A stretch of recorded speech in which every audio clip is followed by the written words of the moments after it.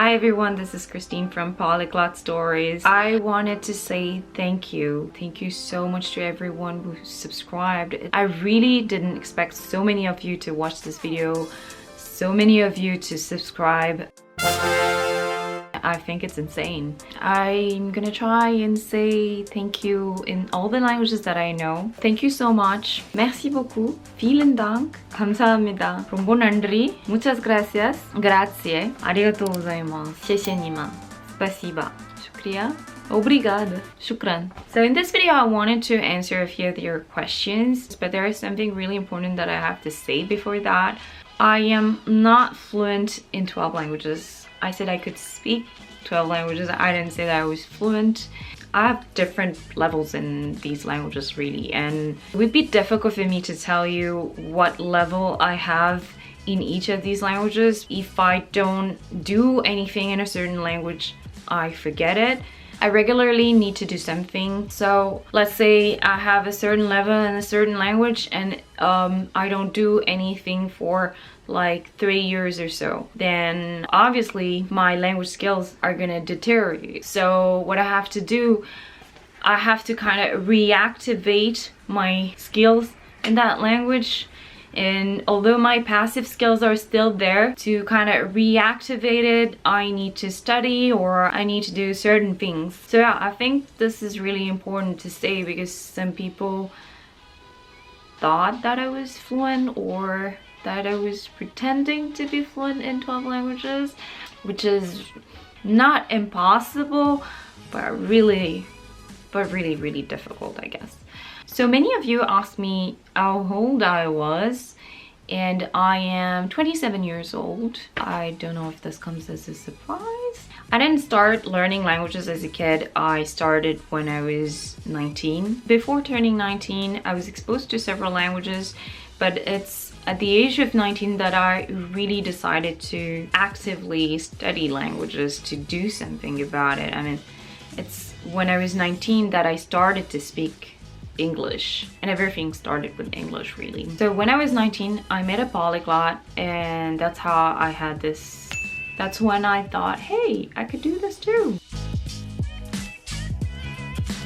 Many of you asked me how I could afford to study in so many universities and how I could afford to travel so much and learn all these languages. How could I afford all of this? Well, I think I'm really good at like finding good deals, like cheap flight tickets, cheap accommodation, cheap language schools and things like that. And also very often I was hosted by some of my friends for free in Japan, in Italy, in the United States as well. Even if you don't have friends like all over the place, I think it's possible for you to do that as well, because today there are a lot of apps and stuff like that. Like you can use apps like Couchsurfing or the Hospitality Club, and I mean there are tons of websites. Just look it up, and there are ways to be host for free. There are ways to travel for a really low cost. It takes time to search like good deals, but I think if you really want to travel, if this is one of your priority, you can definitely do it. And if you actually can't do it, I mean, I get that no matter how many sacrifices you do, it might not be possible for you to travel. And I mean, that's fine. I think that what you should do in that case is just study from home. There are some languages that I've learned at home by myself, and I've never traveled to the country, and there are plenty of people doing that, so I'm sure that you can do it too. Another thing I wanted to say is about the universities I attended. You might not know that, but universities in France are almost free. Also, I got scholarships throughout my studies, except for China. I didn't get a scholarship for China, but I was able to get a student loan. What else do I wanted to say? There are tons of free resources on the internet. So there are like tons of language apps. There are like tons of content. Like you can use YouTube, you can use streaming websites, you can use language apps. I obviously use a lot of books, a lot of secondhand books or books given by friends. You have a lot of contents for you to study languages for free. I mean, if you're able to watch this video, I assume you have internet, you have access to internet, and if you have access to internet, then I would say you can learn languages. Yes, maybe it's not everyone who can learn 12 languages. I guess learning languages is kind of like integrated in my lifestyle. It's something that I do every day. I mean, whenever I can, I try to speak Chinese. Whenever I can, speak Korean. Whatever languages that I'm learning, I do my best to practice them as regularly as possible. I get that it's not everyone who can do that, but what I meant by anyone can do it is anyone can learn several languages. If you're able to speak one language, then you can learn a new language. If you can learn a new language, then you can definitely learn several languages. So yeah. So what else? About the flags, a lot of people have been asking me, why did I use the Brazilian flag for Portuguese and not the Portuguese flag? Well, I didn't mean that Portuguese is not from Portugal. Of course, Portuguese is from Portugal. I chose the Brazilian flag just because I chose to learn Portuguese from Brazil. It's a personal choice. And I chose Brazilian Portuguese simply because I have come to meet more Brazilian people in my life, and it's just, yeah, personal circumstances. And there is another reason why I chose Brazilian Portuguese over Portuguese from Portugal, and that is because I have troubles with my European languages. I tend to be confused while speaking Italian and Spanish. When I try to speak Spanish, my Italian comes out. So I thought that if I try to learn Portuguese, it's gonna be even worse. So one of the techniques that you can use to not get confused is to create a sort of persona. Many of you have noticed that I have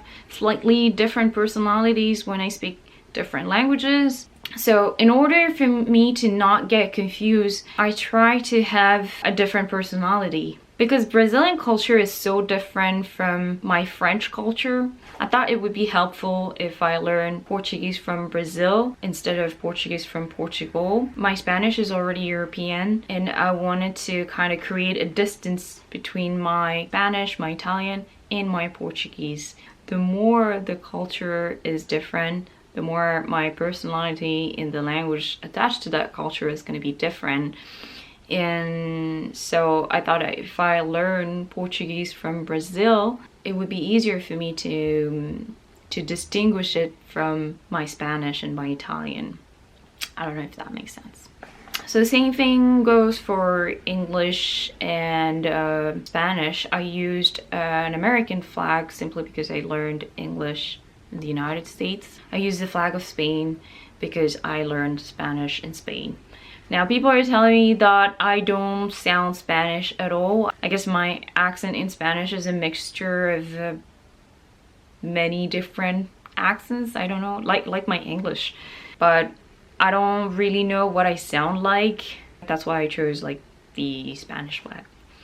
There were a lot of other questions. Those questions are the topics of my next videos, so I'm just gonna make a video for each of these questions, like what languages do I think, or in what language do I dream. And many of you also asked me like, how do I do this, how did I learn? I don't think I can answer that question in just one video because there is so much to say about it. And just like I said earlier about this technique, having a persona for distinguishing languages, there are a lot of those little things that you do that can help you learn a new language. Yeah, I have so much to say about how to learn a language. I could actually write a book about it. So I think it would be more relevant if I just do several videos explaining what I do and how I do this. One advice that I can give people is enjoy the process, enjoy learning languages. It's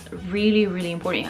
Actually, you have no idea how important it is to enjoy the process of the language learning, simply because your brain associates the language learning process with the language. So if you really appreciate a language, it's going to be way easier to learn it. So yeah, enjoy the process, of learning a language, and also trust the process. Anyway, that's it. I hope you enjoyed this video too. You can ask me more questions in the comments below. Honestly, like, I'm so surprised to see the number of people who is interested in the languages that I speak. It's awesome. I'm so thankful, so grateful.